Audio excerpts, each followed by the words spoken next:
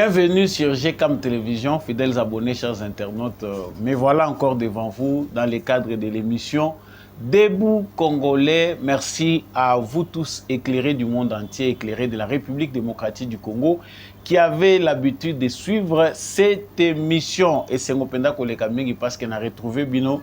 Les sous déjà n'a souhaité Bino. Bon début des semaines partout aux alliés Kolanda émission Nabino.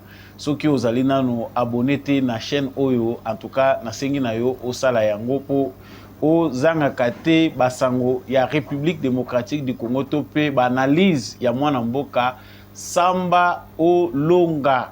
Boye malamu kezalaka rituel na émission Oyo ko rappeler ba commun des mortels que justice ya Nzambe irataka moto te, justice ya Nzambe moto moko te aishapaka na contrôle nango. Soki biso toyebi mayesali makite, soki biso tozali impuissant pour na ko arrêter yo malgré ba détournement salaki na programme d'urgence ya 100 jours. Malgré nyonso yo salaki lelo biso tozali impuissant, il faut observer bino boyeba ke justice ya Nzambe ezalaka.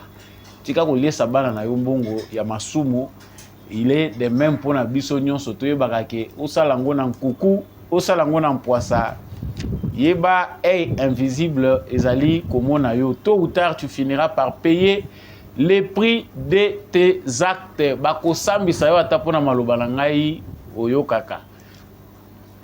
Nakena lombango na basango ememi ngai liboso na bino mokola lelo sango ya liboso esengeli ba ete tata cardinal ya église catholique ya République démocratique du Congo Fridolin Ambongo ya sili kotalisa que moratoire sur la levée du moratoire sur la peine de mort est un pas en arrière pour la République démocratique du Congo. La notion de traître est floue car les vrais traîtres sont des gouvernants qui ne servent pas la population. Cardinal Fridolin Ambongo azali ko se positionner na bato oyo bazali contre lever ya moratoire sur la peine de mort ndenge esilaki ko salema poso oyo eleki azali yemo côté azali pe na groupe ba congolais oyo bazali komona inopportune vraiment lever ya peine de mort et kozala lokola forme moko ya ba règlement des comptes na yebi ndenge yo za ko penser te na ndako okoko tika ngo déjà na commentaire et ko sala biso malamu. Mais toujours partant aussi de ces débats, parce que ça fait débat, les Camboya levé un moratoire sur la peine de mort. Donc on la paix Union européenne réaffirme son opposition ferme et sans équivoque au recours à la peine de mort. À tout moment et en toutes circonstances, la peine capitale viole les droits inaliénables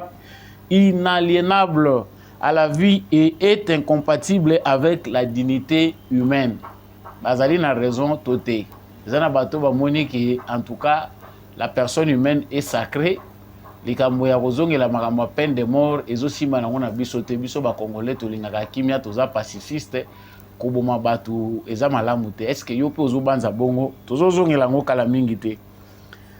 Sango ya mibale tokolobela wa gouverneur militaire ya Ituri Luboya Kashama, général Luboya Kashama azali kosala vraiment à se déchaîner mingi pona kolobela bato oyo bazali ko harceler ye.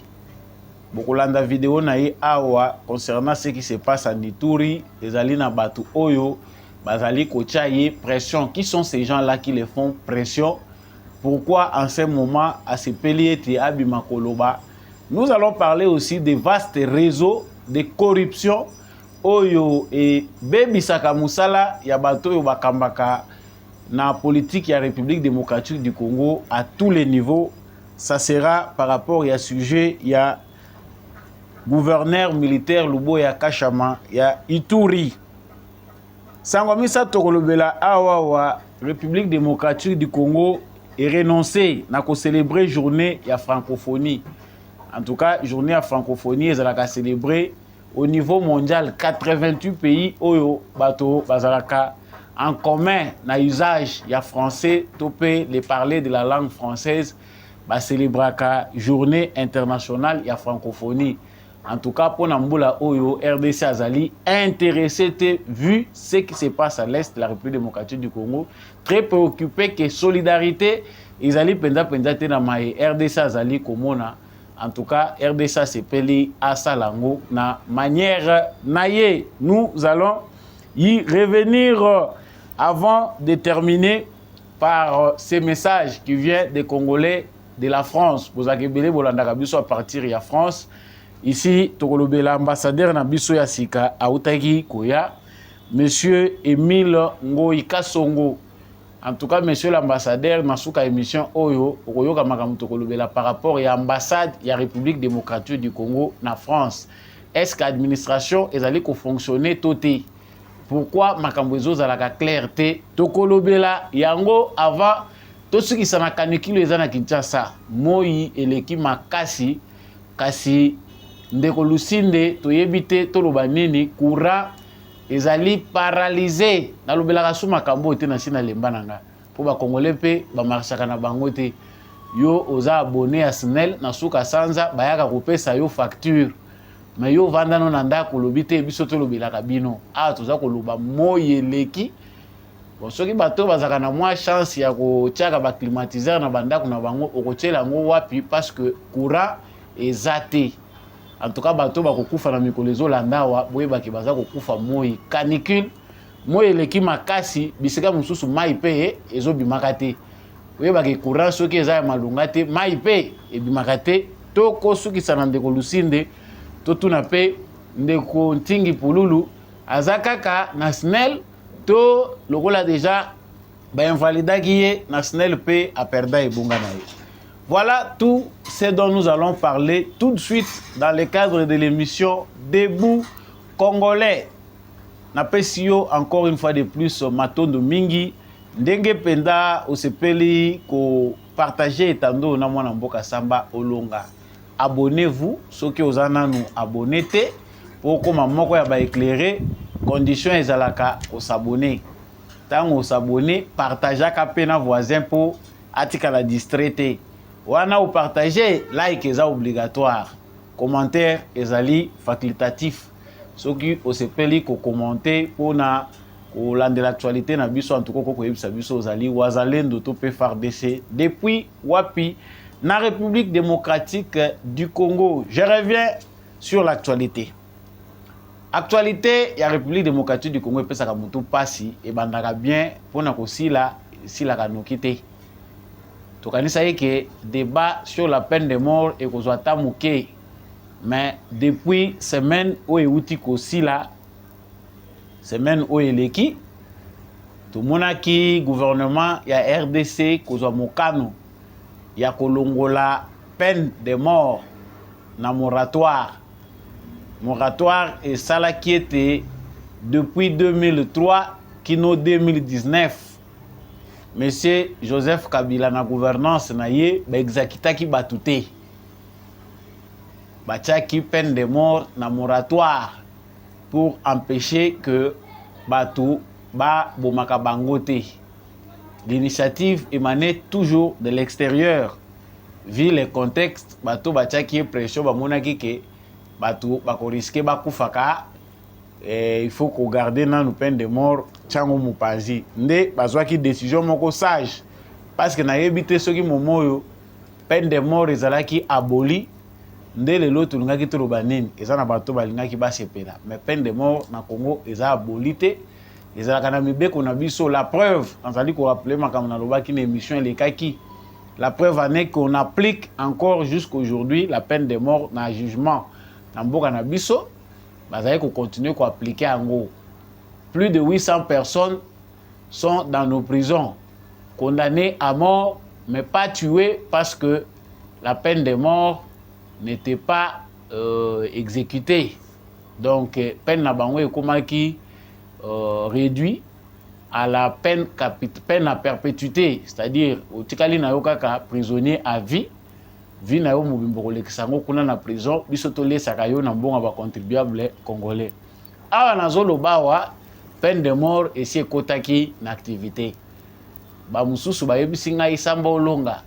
Baloba te les chiens aboient, la caravane passe. Les débats continuent, c'est chaud. Natiki bino bolanda cardinal Fridolin Ambongo alimwa ki mwa muke sima tozonga. C'est un pas en arrière. Je ne trouve pas qu'un gouvernement vraiment responsable puisse lever une telle option pour punir des gens qu'on appellerait des traîtres. Premièrement, la notion de traître. Nous devons d'abord nous mettre d'accord sur ce que cela signifie. Et quand je prends la réalité de chez nous au Congo, mais les grands traîtres à la patrie, ce sont justement ceux qui sont au pouvoir. Dès lors qu'ils ne servent pas l'intérêt du peuple, mais c'est eux qu'on doit commencer à considérer comme des traîtres, parce qu'ils n'assument pas le rôle pour lequel ils ont reçu des charges, c'est-à-dire service à la population. Je ne souhaiterais pas qu'on profite d'une notion floue de traître pour des règlements des comptes sur le plan politique. Voilà, wana bouti kolanda eza cardinal na biso ya lingomba ya catholique. En tout cas, constitution ya République démocratique du Congo ezali ko garantir liberté et expression pe ya opinion. Tata cardinal lokola moko ya ba congolais, ba citoyen congolais azali pe na droit ya ko exprimer pensée naïe, topé opinion naïe en toute liberté. Ça, c'est garanti par notre constitution. Néanmoins, cela n'écarte pas aussi les débats, cela ne nous évite pas les débats, cela ne l'épargne pas des critiques et des échanges. Tata cardinal Fridolin Ambongo, il y a zali ko yebisa biso que peine de mort ezongi simboka sima. Tokoki komuke ko décortiquer maloba na ye parce qu'il n'est pas le seul à le penser. Docteur Nabiso, prix Nobel de la paix, Denis Mukwege, yepe alobaki uta semaine passée que ezali gachi peine de mort et ko résoudre nango problème mon côté. En tout cas, je viens encore de voir un autre qui s'est ajouté, c'est Ndeko Martin Fayoulou Madidi, lui aussi rejoint ses camps pour dire que peine de mort, en tout cas, ezali avancé té. Ezali important te na moment tozali kolobela mais to se concentrer wana auto wuti koyoka peine de mort ezongi simboka na biso République démocratique du Congo sima lolenge nini historique ezalaka mabete tomituna pona nini gouvernement ya RDC eye kokoma na décision oyo ya kosekwisa peut-être que toko koloba keza trop dur ko la musana pongi likambo etali ko boma bato yo baza ko sala mabe ya makasi penda ba criminel oyo bazali ko sala makambo na nko na motema mabe bato nyonso bazali ko sala ba mouvement insurrectionnel bato yo bazali ko trahir mboka ba terroriste to zali ko benga ba kuluna bakataka bato na ba machette. En tout cas, peine de mort et la mukinde pona ba gouvernement congolais ndenge na tangela kibino ne ba émission elekaki azui penda mokano atalisi pe na cadre nini oyo peine de mort balongoleli yango na moratoire. Peine de mort et c'est qui tant toza koloba wa chaque mois, peut-être chaque semaine. Ce qui totalement par rapport à la statistique, on peut dire que chaque 48 heures, des Congolais se font exécuter par rapport à Makambo. Il y a des crimes, soit liés au terrorisme, soit liés au mouvement rebelle, soit liés à la violence. Ils ont une forme belée, des crimes graves. Ils ont commis dans le Congo par bateau, ils ont une conscience. Il y a des viols comme moyen de guerre, instrument de guerre, ils ont violé. Il y a des Congolais qui vont à la contre de la Constitution, sans raison valable, pour rejoindre le mouvement d'agresseurs rwandais. C'est une haute trahison. En tout cas, réflexion du gouvernement, ils ont dit que le gouvernement est occupé de Congolais belé ko belela. c'est les cris des Congolais. Les gouvernements n'ont pas pris cette initiative na bango moko. Biso nyonso to belela ki biso ba panzisango population koloba. Pourquoi il faut qu'on continue qu'on garder ba traître? Pour na nini ba prison na biso ko tonda kana batu oyo baza ko trahir mboka. Ce sont des choses oyo toyoki mingi gouvernement landisi yango. Mais lelo yo tant tozota la mémoire ya bandeko na biso tolobi bon pour na komeka un peu ko stopper hémorragie oyo ya ba crime oyo komi nature ya bandeko na biso mususu. Nature ya bandeko na biso mususu esengeli tozwa ba mesure oyo penda esengeli pona ko dissuader bango. Ko dissuader na ebite ndenge na kokolo bango na lingala ko pekisa bango ko basala kama beo bango bazali ko sala te. C'est-à-dire to cheke to zongisi liwa obomi moto nanko.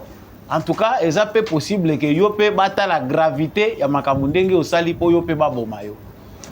En tout cas, ngai po naza ko panza sango na bandeko ebele baza pe ko banza lokola ngai na monike ezali justice moko valable. C'est comme ça qu'on doit résoudre les problèmes. On ne peut pas continuer à remplir les prisons avec des criminels. Ba moyen ya l'état na biso ezana nous suffisant pour na ko répondre na ba problème ebele ba congolais bazanango. Tozali na ba prison ezali nanu ya kotonde zo luka batonga ba prison mususu. Est-ce que faut-il par humanité oyo bato ebele bazolinga kolakisa biso to continuer ko garder ba grand criminel na kati ya ba prison na biso sous prétexte que la personne humaine est sacrée, il y a la dignité dedans? Je pense que non. Le pays n'a pas fait marche en arrière pour raisonner que normalement, sanction, il faut à la paix en équilibre na infraction au moutouazali ko commettre. Gouvernement ya Congo ezali liboma te pona kozwa mokano ya boye ko banda ko massacrer ba opposants ou bien ko kanga batu bikanga kanga pona ko boma bango.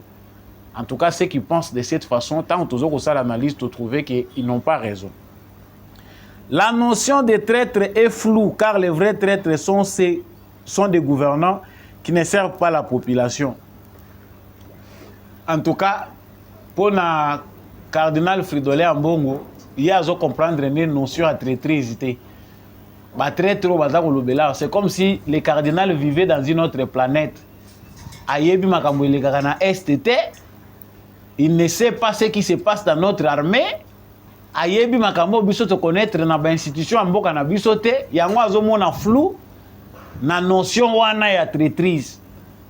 Ça dit il faut to bandela ko définir ye tant bazolo ba traître na Congo, c'est qui un traître? Et je ne sais pas si le fait siyama to azako salango na donc cardinal Fridolin Ambongo a misali lokola mwana ya maternelle oyo il faut apprendre ye maïza koleka na Congo oya yebiti. Mais ce que nous devons savoir, c'est que maïe sopanaka pambate. D'où vient cette pensée-là? Et à côté de la décision au biso to monique ezali salvatrice. Décision au moins ko aider biso pour mutunyon so azali na kati armée amiyebi ke aza traître. Yé mutaza ko faciliter espionnage ya banguna na armée na biso. Na ba service à sécurité na biso azala averti que liwa et kolandaye. Mais pourquoi des civils s'en mêlent? Basombi likabwana et komi ya bango ba komi on dirait ba défenseur, on dirait déjà tous na batu moko baza prêt à être exécuté. En tout cas, la logique normale nous démontre que batouana baza ensemble. C'est-à-dire les traîtres dont on parle, ce sont eux. Ce qu'est en train de vivre les Congolais, ce que connaît la nation congolaise par rapport à la traîtrise, ne peut pas pousser un Congolais normal à contredire la pensée de la peine de mort. Tu as vu que ça n'a pas par conviction, baza d'accord que peine de mort est applicable dans le Nabiso. Mais au moins, va rejoindre le camp de la République, tant que Batali Balobi non, ça, ils peuvent avoir raison. Comment on peut commencer à garder des gens au bazako massacre kabato aboma qui sang yetozuye to tient na prison to lié ça eti mukola kokufa quelque part ozomona ke ba état moderne na biso ezako perdre vraiment ba valeur mususu ezalaki nakala bato balobi que non il y avait la barbarie il y avait tout ce qu'on peut dire là mais ezaki barbarité. Les états modernes sont en train quelque part aussi de nous dérouter. Ba abolir peine de mort et bandi le loté. Même na ba loi où ils sont liés na ba religion ya bato. Pour ceux qui lisent la Bible, ils savent que la peine de mort n'a pas commencé aujourd'hui. Œil pour œil, dent pour dent, et bandi le loté. Donc, mutuna peine oyazako sala, il faut ba pesa yepe tumbu oyo. Mutuna na infraction azako commettre, il faut ba pesa yepe tumbu ekokina ye. Donc, les gouvernants sont de vrais traîtres parce que bango bazako détourner. Bon, bango mutu bazako kokate ko sala oyo esengeli bango basala. On peut dire que les cardinals parlent de ce que nous tous nous parlons. Bato pe ba détourner ka bambongo souci na biso ezalaki ke to benda pe peine de mort ekomati na niveau wana. Mais ceux qui lelo balingi ba condamner mutu na peine de mort. Na kanisi te ke ba okende na ngombangu, faut ba lakisa ba preuve. Ba raison oyo esali ke mutu wana azala condamné à mort. Mais le col cardinal ambongo aza ko obéir na ba recommandation ya Union européenne ba allié na ye. Tozomona que il y a une opposition minoritaire parce que na Congo opposition ezomona na te. L'opposition congolaise depuis l'élection et salami baza ko luka ligne de conduite. Comment ils peuvent se comporter na 5 ans oyoyo Tshisekedi a outi kozwa baza ko mona nzela ko bandela te. C'est une opposition qui peine à naître parce que nanu botamité depuis que Félix Tshisekedi est au pouvoir.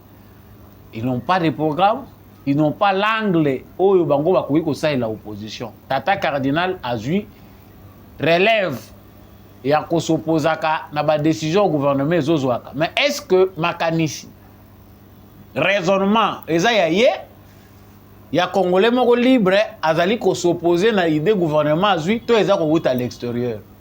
Les faits nous démontrent que cette opposition ne mane pas de l'intérieur. Nous avons nos frères au baza manipulés de l'extérieur. L'église catholique et les protestants sont manipulés de l'extérieur. La plupart des acteurs politiques au baza na scène na biso ba mibenga ba opposant. Moi je suis ceci. Baza manipulé à partir de l'extérieur. Voilà pourquoi lorsqu'il faut prendre une décision salvatrice, beaucoup de opposition pour connaître bimi wana et bandi côté melabino obiso lusha toboyi Denis Mukwege naboyi Martin Fayulu totali kotoyo tata cardinal Fridolin Ambongo. Quand on fait la somme on comprend que l'idée vient de quelque part. Batu oyo balingite que insécurité si là balingite que Congo est s'organiser bazana simaya opposition tozali komona contre la peine de mort. L'Union européenne aussi, de la mort ndenge tata cardinal autaye koloba lobi.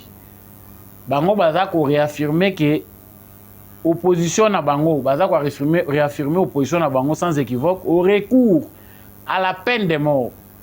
À tout moment et en toutes circonstances, la peine capitale viole les droits inaliénables à la vie et incompatible avec la dignité humaine.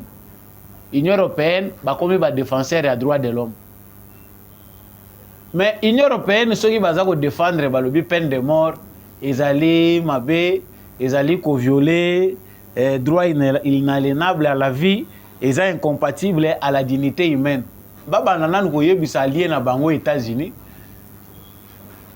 Ba ebisa nanu États-Unis oyo ba état mususu tilelo bazali ko appliquer peine de mort qui était au besoin que ça atteinte à la dignité humaine et au droit à la vie.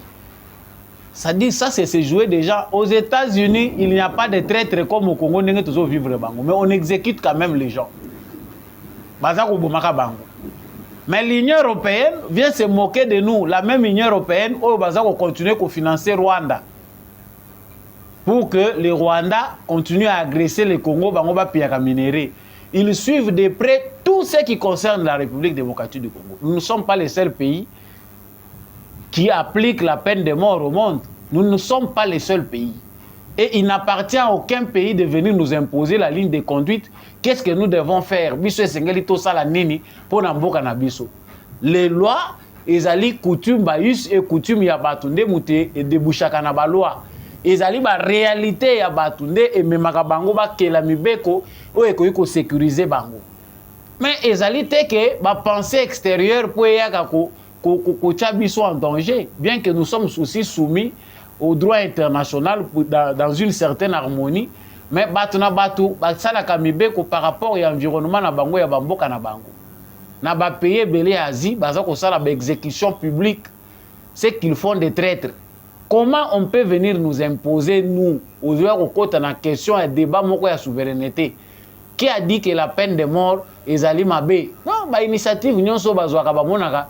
Ceux qui ont besoin, binobo continuer à souffrir. Ils vont vous montrer la morale. Balakisi bino ba leçon ya morale, oyo bango baza ko respecter. Les massacres ignobles des populations civiles à l'est du Congo ne touchent pas l'Union européenne. Ceux qui commettent des crimes odieux, bazali na droit à la vie, bazali la peine capitale, viole les droits inaliénables à la vie, était incompatible à la dignité humaine. Dignité wana, muto azako massacrer batu. Tant ya azako bomaka batu wana yebite que personne humaine est sacrée. Sacralité à personne humaine, ezali ke kokoma kaka muto kokoma sacré, tant ye muto abomi mutu, balingi ba toucher yende akomi sacré. Non. Bato yo basali ba texte ya koyebisa biso que la personne humaine est sacrée, il faut pas compléter en malam, surtout dans la constitution na biso. Sous réserve, la personne humaine est sacrée. Oui, mais ezate kaka pona l'état applique kango na ko respecter dignité ya bomoto. Ezali pe mutu nyonso a respecter bomoto ya batu mususu. Tangu yo bomi, so pe ba bomi yo, eza ko basali mabete. Eza ko servir de leçon pour mutu mususu a se venger ta kende ko boma mutu te. Et c'est comme ça la loi. Mais pas sur biso toza ko mona lelo na Union européenne. Ezali complot munene oyo bango basali contre mboka na biso. Et là, ezali kaka début ya makambo to komona au cours ya mandat oyo ya 5 ans ya Félix Tshisekedi. La peine de mort n'est qu'un essai pour voir le débat que ça peut faire au niveau international. Avec cette allure, on sait déjà quand nini oyo ezali préparé pour na s'opposer na ba grande réforme oyo esengeli esalema na dernier mandat oyo ya Tshisekedi pour na changer trajectoire ya mboka. Sur le plan ya système, ndenge mboka ezali kotambola, toza nanu na régime ya AFDEL. Régime Tshisekedi nanu tokoti yango te. Mibeko oyo eza kokambawa, eza kotia biso na blocage. Tango bato balobi, toza nanu na République ya Joseph Kabila na Constitution ya 2006 et tout ça. Oui, c'est l'AFDEL. Tozo tiango tolobi eza AFDEL. Tout le régime de Joseph Kabila, tout ça, Sangona, bané à musée, le 21 ans, il y a AFDEL, et ça régime, et ça République Mobimba. Il faut tout le monde dans la République wana, où il y a Vilir, Bisso, et comme ici, les Congolais, les esclaves, dans Boka na Bango. Mais aujourd'hui, regarde, pour voir que nous, Congolais, nous n'avons plus le temps, il y a qu'on Bisso Moko entre nous, tout décider sur sort na Bisso. On parle de la peine de mort qui est applicable dans plusieurs pays dans le monde. On voit l'ingérence de l'Union européenne. On voit des voix qui s'élèvent pour baya kokote na makambo Congo. Mais lobby, tant que la constitution est sécurisée, biso to lingi to changer ngo. En tout cas, je sais que le même cardinal Ambongo qu'on voit viendra avec la même théorie. On verra encore le Denis Mukwege qui aujourd'hui est sécurisé par l'ONU. Vous imaginez que Congo Mobimba Tolobi que ONU eza mabeba kanabisaka bakende. Un individu pour ses propres intérêts, lokola ya zana confiance ya ba militaire congolais décide de venir jeter l'opprobre sur tout un peuple pour dire que ONU faut etikala. Ya zona agir contre courant. C'est bien, l'opinion est libre. Il est libre à commettre en haut, mais c'est criminel. On comprend qu'il y a des gens qui travaillent dans ces business du sang. balingi te que guerre ici la po makambo et continuaka. Moi je pense que les chiens aboient, la caravane passe. Peine de mort est déjà en application. Le gouvernement a eu une décision oyo. Ils ont été que balobai que pour la peine de mort na moratoire, il faut baya ko senga basali sa référendum. Makelele nyonso yo pour conclure, ils ont makelele ya pamba. La peine de mort est déjà d'exécution. Le débat qui s'ensuit ne répondra à rien. Moi, j'encourage nos frères congolais. Oyo, bozali ko soutenir peine de mort, bomonique, ezali peine moko équilibrée pour faire cesser la traîtrise au sein de nos services de sécurité. Pour na kopé sa réponse égale na ba criminel, oyo ba komi nature na bango, il faut marcher pour soutenir cette décision. Bato nyonso baza d'accord que bato baza ko violer ba maman na biso na est, bazali ko massacrer bandeko na biso. Bazo kende ko s'associer na ba association ya ba malfaiteurs na ba criminels na ba paya mboka. Pour na koya ko combattre Congo avec des raisons qui ne sont pas valables. Baza bato yo esengeli to exécuter. Congolais, apprenons à faire ça. Il faut marcher pour encourager, pour soutenir. Oui, nous sommes pour la peine de mort. Les affaires du Congo regardent seuls les Congolais et l'Union européenne était. Peine de mort oyo baza ko appliquer ngote na état moko ya Union européenne. Union africaine jusque là azane ya kangi munoko. Union africaine a le belo côté, nous sommes en Afrique, pas en Europe. Ce n'est pas la France ou l'Allemagne qui est en train de résister la peine de mort na moratoire nango. C'est le Congo en Afrique qui donne à l'Union européenne cette permission-là, il y a quoi s'ingérer dans l'affaire à Congo. Bande ko ba Congolais musu tozo zongo na légèreté. Mais toi bango que côté tozo kendaka tant que toza ko continuer ko komisa ngo culture ya ba paya bayaka ko kota ba débat na biso. Entre nous on peut tolérer cardinal Ambongo, ceux qui pensaient outil pas na yeke à contredire. Mais quand on sait que ça vient de l'extérieur, on sent que très trop toza ko lobelao, c'est le Fridolin Ambongo, c'est le Denis Mukwege, c'est le Martin Fayoulou. Voilà pourquoi ils se sentent touchés. Vous êtes des traîtres parce que vous acceptez de prendre les idées de l'Occident qui ne veulent pas que les Congolais s'organisent. Boya nango, boya kosala nango débat dans la République démocratique du Congo. Vous verrez bien comme moi que les débats qui se fait à la télé sur la peine de mort, ceux qui s'opposent à la peine de mort ne sont pas avec nous Congolais. Ils ont leurs intérêts ailleurs, ils sont téléguidés de l'extérieur. Bazali kozwa attitude na bango à partir ya comportement ya batoyo bazali kotambola na bango depuis l'extérieur. Yo oyela batu moralité na contexte moko ya barbarie. Vous vous amenez batu la moralité. Nous n'avons pas tous fait les droits, mais nous devons réfléchir. Les lois découlent de nos pensées. Ba loi ezali ko uta na ba us et coutumes. Je ne pense pas que les experts en droit vont contredire biso pona ko yebisa biso que voilà. C'est faux, c'est pas humain de massacrer les gens, de tuer. Chaque peuple a le droit de penser comme il veut par rapport au contexte de son pays, de son histoire. Pourquoi bazali ko maintenir peine de mort dans certains États, dans les États-Unis d'Amérique? C'est parce que ba constater que criminels bazo sala nanko. Bato yo baye bakaketa onazo boma, il faut les étouffer. Les autres diront que ça continue à persister, la peine de mort n'a rien résolu. Papa tika bato na bato ba penser na ndenge na bango. Après, tous ceux qui s'opposent à la peine de mort au Congo sont minoritaires. En démocratie, la majorité gagne, le débat est clos. Lobby to ça le débat et changement de la constitution. C'est ici que j'avertis. Parce que dans le mandat Oyo, il y a des gens qui pensent déjà en avance. Au moni bango ba déjà dans débat lobby, tu sais que dans une intention, procès d'intention.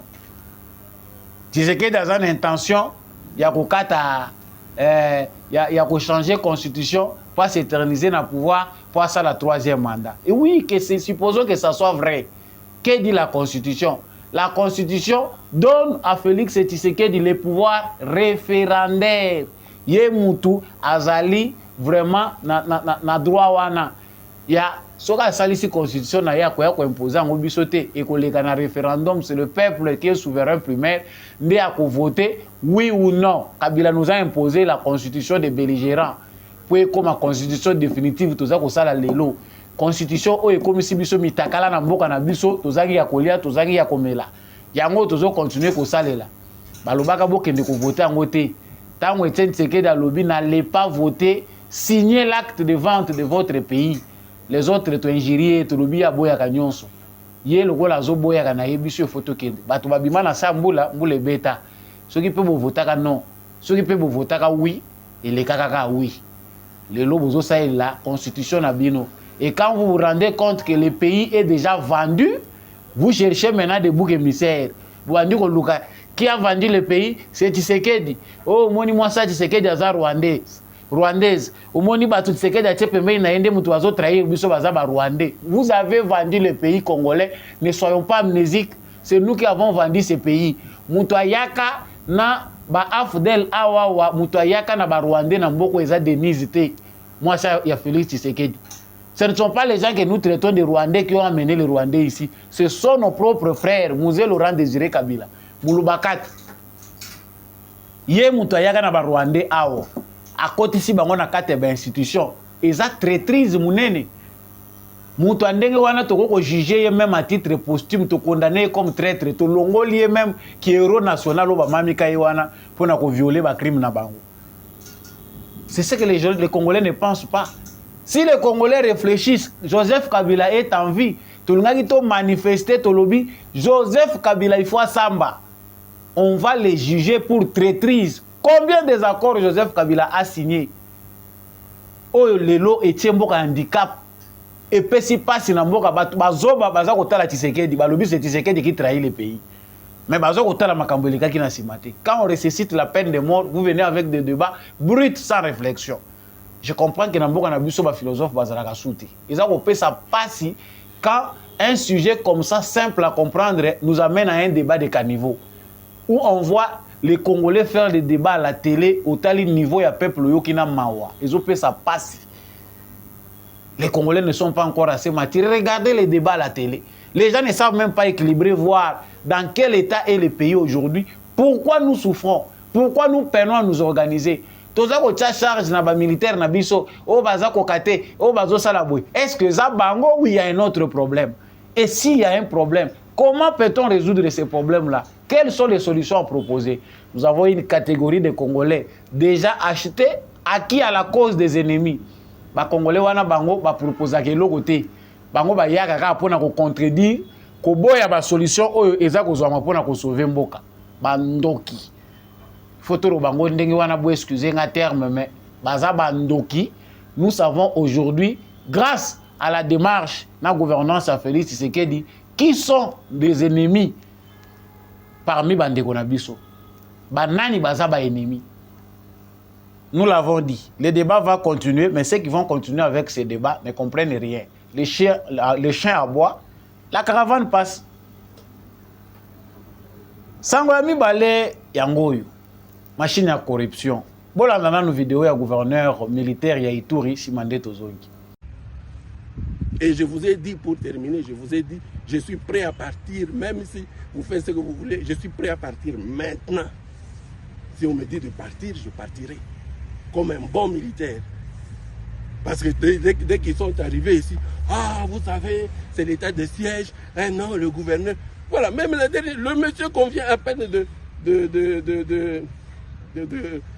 lire là et tout. Bon, évidemment, avec des contentieux. Non, voilà, moi, mon Dieu, moi, je vais collaborer avec, je ne sais pas, Codeco et Zahir, je fais les mines avec Codeco et Zahir. Est-ce que vous vous rendez compte? Malheureusement, même certains abbés disent ça aussi. Même les religieux aussi disent ça. Ils vont à l'église là-bas, ils disent que le gouverneur fait les... Quand ils viennent ici me demander l'argent, je dis que je n'ai pas l'argent. Ils quittent, allez, voilà. Maintenant, je vais aller même plus loin, comme ça, pour qu'ils entendent maintenant. Ils viennent ici, ils me demandent l'argent. Ah non, mon général, je n'ai pas d'argent. Ah, on peut faire l'or. Je dis, je ne fais pas l'or. Ils se connaissent maintenant, là. Maintenant que je suis en train de parler, je suis sûr. Ah, qu'on se mette ensemble. Non, je refuse. Même si vous êtes abbé, même si je ne le fais pas, allez vous informer, je ne le fais pas. Ils quittent ici, il va dans son église, il commence à me traiter de... On me demande de l'argent parce qu'on est chef religieux. Ah, donnez-moi 300 000 $, donnez-moi ceci. Je dis non, je n'en ai pas. Il rentre là-bas, il commence à me traiter de tous les noms. Je ne suis ni un bandit, ni un voleur. Et ce n'est pas parce que vous êtes un chef religieux, ce n'est pas parce que vous êtes un abbé, ce n'est pas parce que vous êtes qui là que vous allez m'intimider. Je ne le ferai pas. Et si vous voulez me faire partir, vous pensez que vous avez ce pouvoir-là, faites-moi partir. Mais je ne serai pas jamais exploitant d'or, et je ne serai jamais voleur, et je ne serai jamais... Voilà. Nakanisi bomoni mutema kosuka ya gouverneur militaire ya Ituri. Papa Luboya Kashama. Bomoni Kasuki. On n'a pas ici le temps. Yakoyako kende ko sécurité, kotala, qu'est-ce qu'il fait, pourquoi, est-ce qu'il a raison, makambazo qui accusé ils a livré, ils a faux. Nous communiquons aujourd'hui de manière désordonnée parce qu'il y a une catégorie de journalistes, de communicateurs qui sont obligés de vivre en mangeant les pains en échange de paroles. C'est-à-dire, au PC Lipa, moins 200, moins $100, aïe, louange à excès. À Kolobana Makambo, au sala kakutute. Tu es un criminel, il était blanchi. Mais, tant que Holanda, papa ou le gouverneur militaire, tous allez comprendre que il y a beaucoup de vrai dans ce qu'il dit. Les institutions de notre pays sont pourries à cause de la corruption.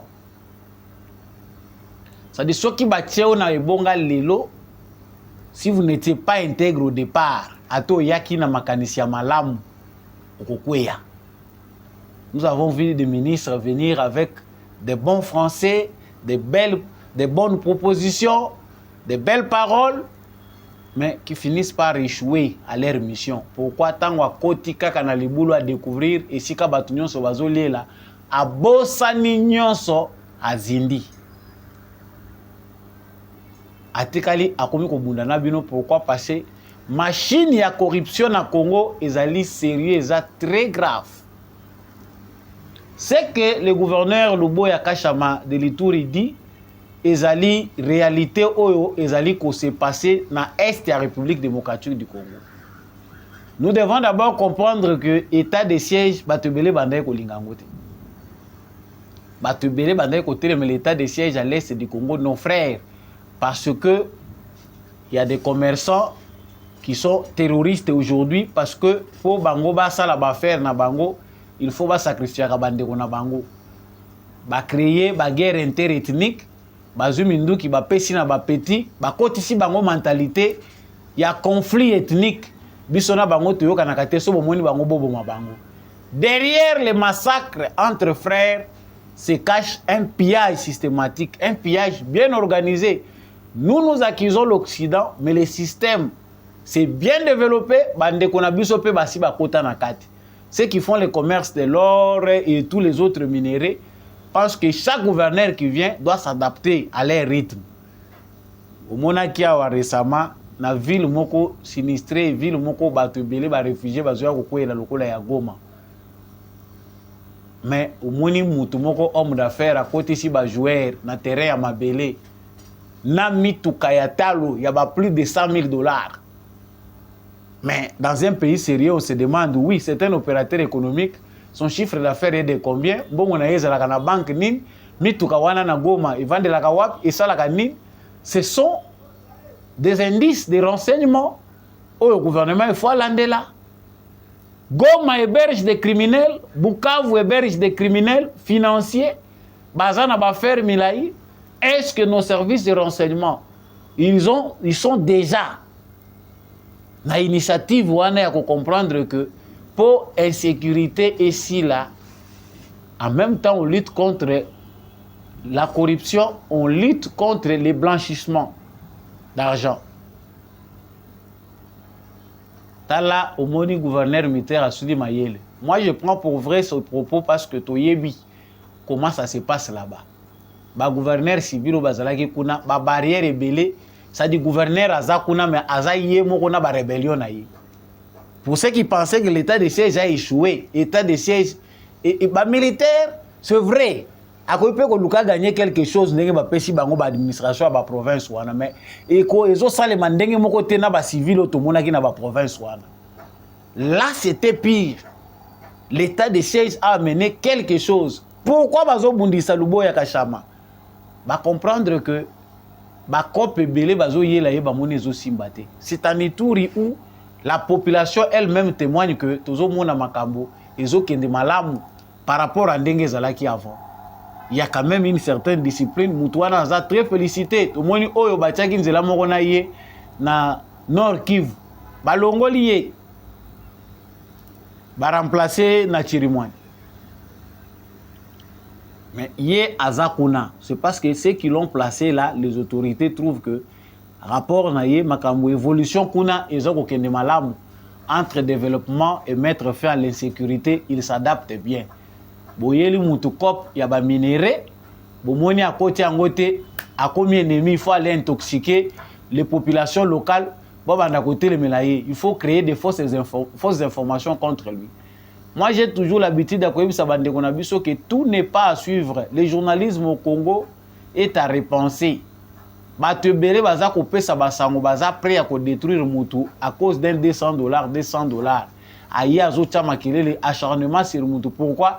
Parce que tant que na bureau na ya interviewé na suka ba pesa ki $50 te a faute ta pesa kate tant okende kuna ya ka lisusu te abandi ko bimisa ba fausseté. On voit aussi des gens qui sont victimes du chantage. Ya bato bazali ko travailler na presse parce que la presse aujourd'hui au Congo ezali presse moko faut ko yeba ancre utaka wapi na corruption. La corruption comme na échelle moko ya likolo makasi, il n'y a plus de journalisme au Congo. C'est les dialelo, c'est de la manipulation, c'est des règlements de comptes. Mutuna mutazo ko sala makambo ya lingi. Ba ko changer ata batu 5 na mitu ya ba province wana. Vous verrez toujours déjà dire il a trahi, il a fait ceci, il a fait ceci. Ba mususu peza na ba trahir na bango te mais ba salika ka manipulation pour ba faire partir. Nous avons vu les gens ici faire circuler les informations sur Chiwewe et pardon sur Chico Chitambo, avant que la vérité éclate au grand jour. Et Tamboli Congo Mobimba, il a trahi, c'est lui qui a fait que, va rappeler. Donc, même ceux qui se disent journalistes n'ont pas eu la peine de savoir la vraie information. Est-ce que c'est information n'a pas vraie source? Non. Détruire l'image. Mais tant que vérité, est-ce que Moni Bango va zongeli en pour la veille, pas ça la moitié? Ça, nous pensons que le président de la République ne peut pas le faire seul. Balobaka, au grand mot en français, au grand mot des grands remèdes. Les réalités au Congo, le vol, le détournement des deniers publics, la traîtrise, la corruption nécessitent des sanctions à la taille des crimes que les gens commettent. Batoazo monango kaka eza le roi Maseki ekosila nango ekosila kate bongo. C'est devenu un système. Pour déboulonner ce système, il faut des mesures radicales. Il faut modifier nos lois. Il faut créer ma brigade, avoir des gens intégrés. Ils sont aujourd'hui rares au Congo. Akoyi ko betane français azolo bandenga na zolo ba bien bo azo pesa ba idée mais soki ba tie kuna bo sambela pona ye makasi. Machine ya corruption eza tellement makasi que oye lelo kaka na buto ya lelo et s'il makanisi déjà commis en l'air. Aza obligé azo mbangu po baza spécialiste yozo boya bazo peso mbongo yozo boya lobi ba kolongola yo ko bimana eloko te zwana yo mbongo lobi ba kolongola na bango yo ata awa to sali malamu ndenge nini awa ko kate awa ko changer kate. Vous imaginez un gouverneur militaire azo ko yamba ba population ba structure nyonso ya province aza ko gérer pour ayoka bango bazo bisaye papa awa eloko ko changer na ngote eloko moko ko changer te. Tu espérer na biso te makambo nzambe kaka. Nzambe, Dieu va descendre. Voilà pourquoi nous sommes d'accord qu'on tue les gens. Ils peuvent seulement avoir peur de la mort. Ceux qui bazoko bomaka bango, et ko kotsa bobangi na bato ebele. Et puis, comme on va commencer à arrêter les gens arbitrairement, non, il y a un jugement. Et ça, ça le matin, ça le dans pays mususu. Dans pays mususu, justice ou non kozelango tio kolembango. Dans pays le Iran. Dans pays le Corée du Nord. Yo kende koyebisa bato procès, la justice yenine. Procès ou pas procès, procès on a d'abord les en cas de formalité. Babomi yo OK. Quelque part na bozo banabiso to komi nango, nous méritons des régimes durs. Dictature au fayu la zako loba régime dictature o bango bazo mona to ebité soki dictature amwe za ndengeni. Il faut certainement boko yo ba mesure moko ezala pe dictatoriale parce que démocratie il y a 100% ezala kana mboka moko te na mokili. C'est pas pour rien que les Américains type Obama insista wa photo kanga Guantanamo. Batikali ko kanga ngo liberté. Ba tourner toujours autour du pot. Pourquoi? Parce que pour na bango ba yebi que bazali ko prêcher à travers le monde les valeurs torture et zamabe. Mais tant que bakanga ka ba terroriste pour na ko faire dévoiler bango ko bimisisa bango makambo oyoyo ba bombi na mabumu na bango. Tu sais ce que font les États-Unis des terroristes? Bazo ko torturer bango pour na ko bimisisa bango makambo. Mais au moni ba yeli bino ba pancarte bazu moi ba ONG na bango bazo pesa ka bino ba don ya ba 5 millions na ba 10 millions, faites la campagne contre la torture. Oh, faites la campagne contre ceci. Oui. De vue comme ça tant que biso tozotala tozomona ngo ki oui, c'est humain et zali ba valeur, nous devons aussi tozwango. Jokande bango ba valeur wana eza des mascarades. Ils se cachent derrière des valeurs qu'eux-mêmes ne respectent pas. Congolais, les Africains, réveillez-vous. C'est notre temps. La République démocratique du Congo ne va pas célébrer la journée de la francophonie. En tout cas, il y a des décisions prises par le gouvernement congolais. Francophonie, et qu'on a célébré Nambolo pour les Congolais. Cause Makamboueza Kolekana Est de la République démocratique du Congo. Tout ça, comme on a sympathie, na compassion, il y a des pays membres de la francophonie. Ça nous ajoute quoi? Au moins, le gouvernement congolais commence à rejoindre les radicaux qui pensent qu'il faut tous se désolidariser dans l'organisation et belé, basali, compatissante envers Bissou. Le régime est belé, l'organisation est belé, au Bissou, tout ça, collaborer na bango. Et ça, Bissou, moko, tout ça, entretenir. Ma chaîne, il y a esclavage. Nous attendons les partenaires. Le ministère tel, les partenaires, nous cherchons des bailleurs de fonds pour nous soutenir le programme et le gouvernement. À venir, il y a un peu de bino. Ce qui est mouké, bon, 1 million. Mais le roi bino bolingaka 10 millions, 20 millions. Quand à cause de l'Union européenne, il y a un bino. Voilà pourquoi des pays comme la France, basalit accrochés. Baza ko s'accrocher, pourquoi? Parce qu'ils savent que basi balona mingi na mitu na biso esclavage eza état d'esprit otozanango. On ne peut rien faire sans espérer l'aide extérieure. Il faut kaka tozali ko accompagner bino na armée wana bino molo bazo combattre biso. Il faut kaka et apport na bango en termes de formation et collaboration militaire. Ils sont partout dans nos centres de formation. Le but aux expertise, mais en quelque part, ce n'est pas aussi responsable. Biso, tokoyi ko engagé bango, venez, toko futa bino. Les militaires bino bayate la aide. On paye ceux qui peuvent échanger. Ndenge tokomi ko sala lelo na ba structure, topé ba société militaire privée. Oyo ba spécialisé pour na ko former, topé ko construire militaire, jeune militaire na biso. C'est comme ça, c'est tic au tac. L'OIF est entre les mains des Rwandais. La plupart des organisations occidentales, les Rwandais les maîtrisent bien mieux que nous. Il faut que la diplomatie na biso Tshisekedi na construire rango. À l'époque de Joseph Kabila, il n'y avait pas de diplomatie pour le Congo. C'était une diplomatie personnelle pour Joseph Kabila. Moyen pour lui de s'éterniser au pouvoir. Lelo avec Tshisekedi, on apprend à avoir une diplomatie pour le Congo, pas pour l'intérêt de Tshisekedi. c'est des choses différentes, nuances wana toko sala ngobiso nyos. Donc quand lelo to lobite to participer célébrer tes journées à francophonie. Bon, bonne ou mauvaise mesure, mais lobi oyoka to ko participer à mususu wana. Quand ils ne veulent pas changer de position, apprenons à souffrir parce que tu souffras déjà. Souffrir sans eux au lieu d'être avec eux et puis bazak va porter biso loko mon côté. Nous avons 4 langues nationales. Nous avons 400 autres langues, dialectes. Oh, tout ça, nango. La langue na biso est regroupée en 4 langues nationales pour nous faciliter.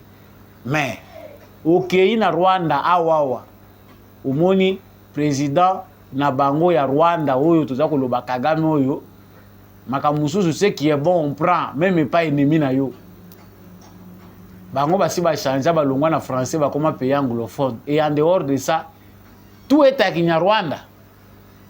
Tant à telemi azolo ba liboso ya ensemble ya mboka na yo malgré tout est unilatéral ba décision nyon sezo ko wuta de haut en bas. Bango bazana loko ba décider kate. Alo ba na Kinyarwanda. Allez, la charge na bateau bazoya ko interviewer, na bateau bazoya ko filmer ba médias extérieurs, bo banda ko traduire. Mais pourquoi nous ne pouvons pas nous aussi valoriser nos langues? Bana ebele le lot constat, gratuité de l'enseignement, oui. Les constats qu'on fait dans nos écoles, la plupart des enfants n'étudient pas en langue maternelle. Ba parents ebele, bo excusez ngai ba terme ko maka shokata on azo ko mona ke déficit zali. Ba parents ebele oyo bakendaki na bana na poto ba moni ke mwana soka zolo ba anglais, aza ko lo ba français ya kitoko, ndi aza civilisé. Koyebisa bango lingala te eza munoko ya bazoba munoko ya bato ya mayele te. Merci hein, en termes de proportion na mingi ya bakasayen les luba ils sont parmi ceux qui ont éduqué leurs enfants au moni okei ndenge ndeko moko ayebisa kanga yawa okei mwana botami na Canada mazolo bachiluba okoti na lupango wana se retrouver on dirait aux ana mbujimai. C'est ça la culture. Biso identité et siékei. Voilà pourquoi nous continuons à pleurer derrière une organisation qui n'a rien à nous donner, à nous offrir. Au lieu de valoriser la culture na biso, to zongi cela, ba congolais goût, il y a identité culturelle na biso. En valorisant nos langues, ba concours pour na susciter ba jeune ba yekola kamino kamboka na bango, ba lo ba kamino kamboka na bango. To sali concours pour les 4 langues nationales. To ko même journée nationale de langue pour na biso ba langue nationale na biso lokola bana ba komi ko perdre culture on valorise mwana azolo ba chiluba kitoko azolo ba kikongo kitoko swahili kitoko lingala kitoko aza koloba ba monyonso baza koloba na ye aye asali concours ya éloquence mais na munoko mboka sans ko bakisa moko extérieur to pesier cadeau ministère ya culture musala na ngwezani. Et ça va biloko yo biso tozo kanisa ke bakoya ko saila biso à nous aidant de temps en temps. C'est un bon pas comme le gouvernement pense que makambo ko célébrer journée wana ezate. Nous pour nous pensons que l'avenir n'est pas dans le français. Moi je regrette. J'ai beaucoup de choses à faire anglais oya malembe muke mais il faut penana ko kisango anglais kaka pour l'échange international mais l'important bana na biso batanga na lingala batanga na kikongo batanga na chiluba batanga na swahili. C'est plus important. Nous avons dit, Monsieur l'ambassadeur Émile Ngoyi, na koti na bureau na yo à travers émission na ngai, Monsieur l'ambassadeur ya République démocratique du Congo na France, pour remplacer ki muto na boyi kotanga kombo, ba plainte leki ebele. Ndenge naza koloba ngo boye na ba onde ya GCAM télévision. Nazo komela bino pe lisusu na numéro ya consulat na bino pour les messages qu'on reçoit pour elobate ke o diffamation bakomi ko combattre. L'administration congolaise est pourrie dans nos ambassades selon ce qu'on entend. Comment mutako koya na dossier na ye à côté ici 6 mois après au dossier bungi. Les choses marchent mieux en catimini, ce que koko luka bato ko ina ba relation ba la kisio ba voie croisée a wanande oye na procédure ya passeport na yo aux yeux ngo facilement. Mais ce qui oye na démarche boye tout droit que na ye na landi horaire na bango problème. Ambassade efungwamaka heure nini ekangamaka heure nini. Makambo toza kolobango pepo mutu azana en fonction ministre des Affaires étrangères ayoka. Les ambassades congolaises sont les ambassades qui font honte au pays. Et ça miroir ya mboka mais basutukelaka bapaya soki baye koleka wana moni ba servir bango. Pour les Congolais, désordre total. Mutoye na ba document na ye. Traitez ça rapidement, donnez une réponse. Boza wana na ba adresse mail na bino et komi bazo komela bino bo répondaka te. Batu baza ko réclamer ba répondaka te, ba courrier beleza sans réponse. On se déplacer au outil ville ya musika oye place ambassade des Ali pour trouver solution. Ba pesi yo date moko tango ko ya na date wana ba yambaka yo te. Ambassade nini efungwamaka tantôt 3 heures 4 heures de temps.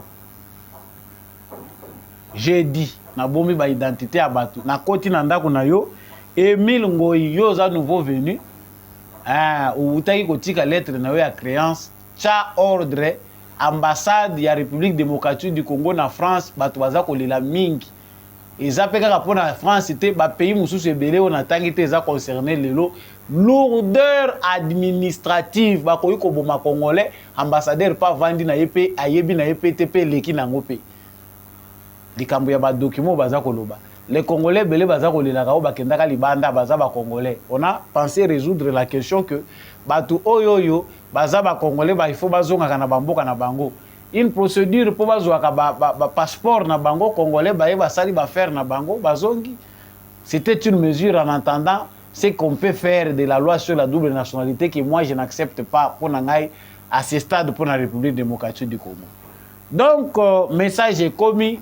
Revoyez votre administration. Ba agent na yo o baza ko travailler na ambassade. Ba travailler na bisika boni. Bazo réclamer que bazana ba mois ebele impayé. Est-ce que zali bourde? Baza ne ko sala grève moko douce ou bien ezandenge nini? Ba kanisi ke bozo ya musala menjoka bozo sala ka ba grève. Ba document ya bato eza ko bunga. Note bungisi document na yo. Ba document bato zo bunga ka ndenge nini? Nous avons dit émission Ekomina Souka et Sili, Naïbsaki Bino Moeleki Makasi, Fabrice Lucinde, monsieur le directeur général de la SNEL, ça ne se comprend pas. Toyebi Koloba Yangote. Na Kishasa batu bazo kufebele, parmi batu bazo bomisa, batu na Kishasa yopo zali. Pourquoi? On comprend que aux directeur général, il y a SNEL, ou azo maîtriser kaka makambo et les kaka na direction générale. Ozo maîtriser te makambo le kaka na cité. Oza directeur général ya SNEL ou aza ko maîtriser situation ya courant pour na ba grandes entreprises na ville à Kinshasa et ailleurs, pas pour les populations. Pour eux tozali ko subir même bisika oyo bampule bandai ko pela, ezo pelate.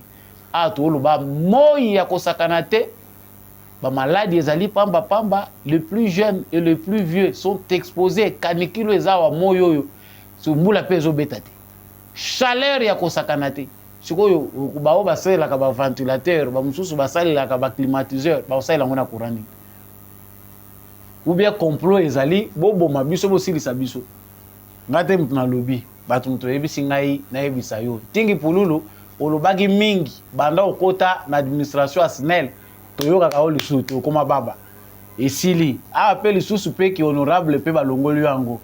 Et vous allez baba ya libela ou bien balongoli yo na conseil d'administration à SNEL pour biso to tchaki mutema ke tango ba kotela biso mutu moko alobaka mingi na conseil d'administration à SNEL c'est que chaque fois ko banda ko ya ko expliquer ba congolais sur situation à SNEL pour ezaka nango sous société te SNEL eza société te soko tuni congolais ce qui se passe pour na makambo à SNEL encore congolais pas ebi ko réclamer ba droit te bo futa kana bino ba facture na bino ngana lobi ko loba o eza mbala suka toujours obela SNEL na boyi ekomao eza acharnement émission esili nazalaki vraiment na esengo ya koyeba bino ebele na bolandi émission na bino ba éclairer debout congolais na kanisi ozwi penda par na yo ceux qui osent éclairer kobosana te partagez na voisins likez abonnez-vous si vous n'êtes pas encore abonné n'oubliez pas aussi de laisser un commentaire matondo mingi na ndekombi ya chako azaki na sima caméra pe na réalisation pour cette émission ekomela bino Natondi, Botondi, pe na souhaité bon début de semaine n'apôtre Gérard Kabeya Tchovo, na l'homme de la vérité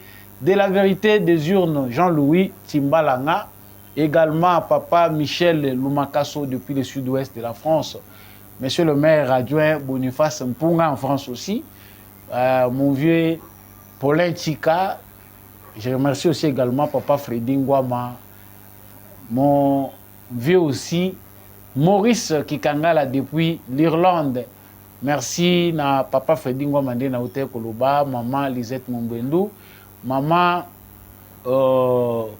Bilonda, papa Jeff depuis l'Autriche, Peba Union Sobolingaka, Samba Olonga, maman Anima Samba et tous les autres téléspectateurs. Vous êtes très fidèles dans Samba Olonga, en tout cas main dans la main. On reste debout. Wazalendo na motema, FARDC na motema, tokutani prochainement na émission Moussous.